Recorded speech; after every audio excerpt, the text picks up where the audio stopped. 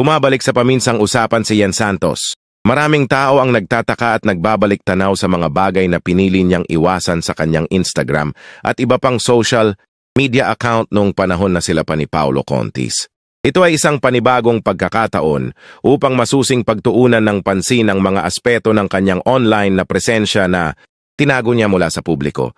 Noong panahon na sila pa ni Paolo Contis, tila may mga aspeto ng kanyang personal na buhay at online na aktibidad na sinadyang itago ni Yen Santos. Isa sa mga halata sa mga pagbabalik tanaw sa kanyang mga lumang post ay ang dami ng mga sexy niyang larawan na ipinost niya sa Instagram. Sa mga post na ito, hindi maikakaila na talagang isinapuso niya ang pagpapakita ng kanyang kagandahan sa mga larawan na may mga pasilip ng cleavage, tiyan at abs.